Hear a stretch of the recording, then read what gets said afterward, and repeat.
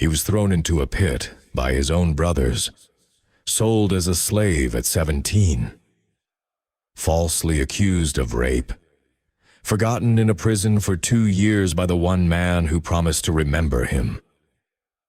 And somehow he became the second most powerful man in Egypt.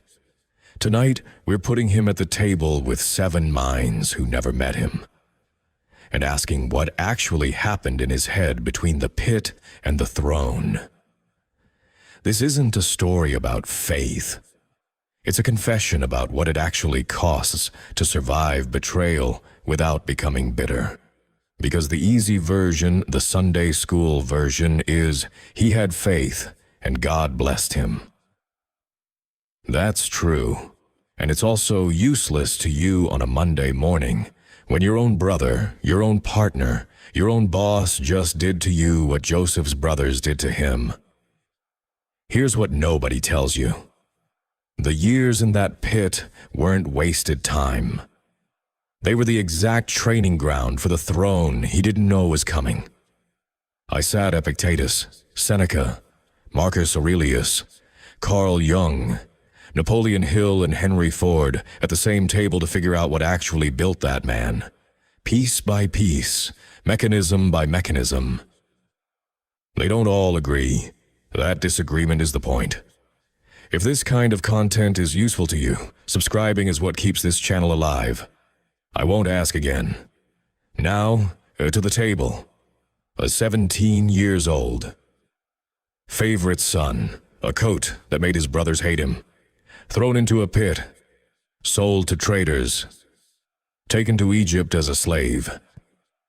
Rises to run his master's entire household, then framed for rape by that same master's wife. Thrown into prison for a crime he didn't commit. Interprets a dream for a prisoner who promises to remember him. Forgotten for 2 years. Then, in a single day, elevated to govern all of Egypt. That's the timeline. Everything after this is about what happened inside him during the parts nobody was watching. Epictetus would say Joseph's entire survival comes down to one skill, repeated relentlessly, separating what was his to control from what wasn't. He didn't control being sold. He didn't control the false accusation. He didn't control being forgotten for 2 years. He controlled exactly 3 things, every single day: his competence, his integrity, and his response. Notice what he does in slavery. He doesn't sulk. He becomes so good at running the household that he's given full authority over it. Notice what he does in prison. Same pattern. He doesn't perform grief for an audience. He gets to work on what's actually his. Here's the question Epictetus would put in front of you right now. Of everything bothering you today, how much of it is actually yours to change? And how much energy are you burning on the part that isn't? That skill alone explains why Joseph didn't break, but it doesn't explain why he didn't become cruel. For that, we need Seneca. Seneca taught a practice called premeditatio malorum, rehearsing hardship before it hits, so it never catches you fully unprepared. Joseph does something even sharper, on a national scale. While all of Egypt is celebrating 7 years of record harvests, he's the one man planning for the 7 years of famine nobody else believes is coming. That's not luck. That's not prophecy as spectacle. That's a man who has personally lived through disaster enough times to know it always arrives eventually. So he built the storage system before anyone else thought it was necessary.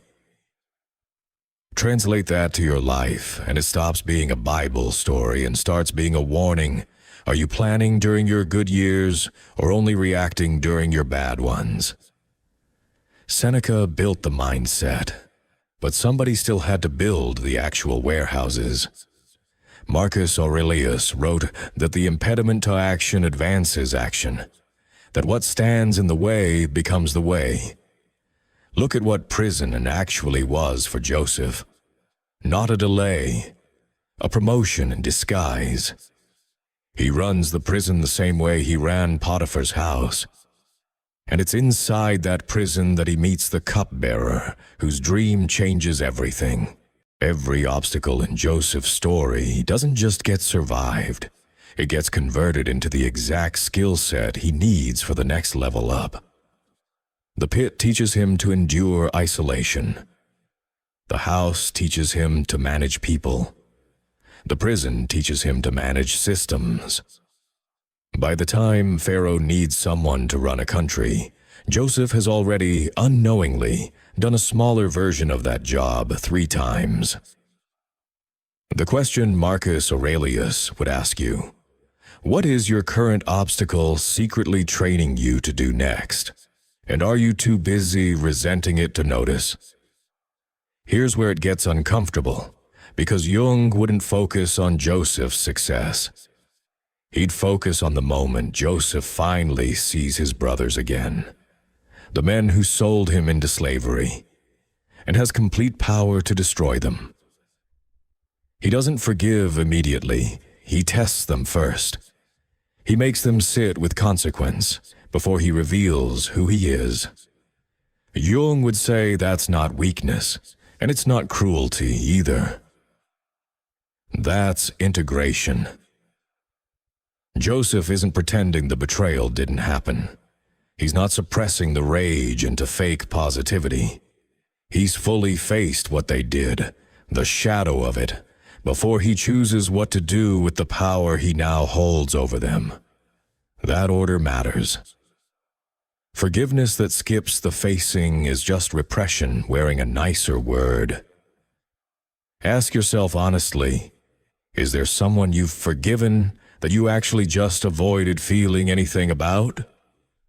That answers what happened to his heart. Now, what happened to his ambition in the first place? Napoleon Hill would point to something almost everyone skips past. Joseph had 2 prophetic dreams as a teenager.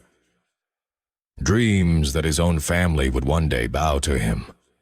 Then he spent 13 years in circumstances that made those dreams look insane. Slave, prisoner, forgotten. Hill's entire philosophy rests on this. A definite purpose held privately, with no evidence yet that it's true, is what separates men who break from men who bend. Joseph never mentions those dreams again until the moment they're fulfilled. He's not chasing validation for having had them. He's just quietly building towards something he alone still believes in. Hill would ask you, what are you still quietly building toward, with 0 proof yet that it's coming? And are you still building, or did you quit believing it somewhere around year 3? Belief and mindset built the man, but someone still had to run the actual country. Strip away the drama and look at what Joseph actually does as governor. He designs a national storage and rationing system that saves an entire region from starvation for 7 years. Henry Ford would call this the real genius, not the dream interpretation, which is the flashy part everyone remembers, but the boring, unglamorous execution behind it. Grain quotas, storage infrastructure, distribution logistics across an entire kingdom. Vision without a system is just a nice story. Joseph is remembered as a prophet, but he functioned as an operator. Ford's question for you. You probably already know what you should be doing. Do you have an actual system to execute it, or just the intention? Here's the part that matters most, and it's the part every other video about Joseph skips completely. Put these 6 men in the same room and ask them one question. Was Joseph right to test his brothers before revealing himself? And they don't agree. Epictetus says the test was pointless. Anger at his brothers was never his to control in the first place, so there was nothing to verify. He should have simply acted on principle immediately. Jung says the opposite. Skipping the test would have been fake resolution, psychological bypassing dressed up as virtue. Ford wouldn't even engage with the moral question. He'd only ask whether the test produced a better outcome for the family's survival. And note that it did. There is no consensus here. And if you're expecting one, you've misunderstood what this table actually is. Here's what none of these 6 men would let you walk away without hearing. Joseph's pit didn't ruin him. His pit built the only version of him capable of running a country. So here's the question, and I want you to actually sit with it instead of scrolling past it. What pit are you currently in that you're treating as punishment, when it might be the only place you'll ever get this specific training again? If this changed how you're looking at whatever you're going through right now, that's the entire reason this channel exists. Subscribe if you want the next one. Solomon, the richest man in history who had everything and called it emptiness. We'll see you at the table.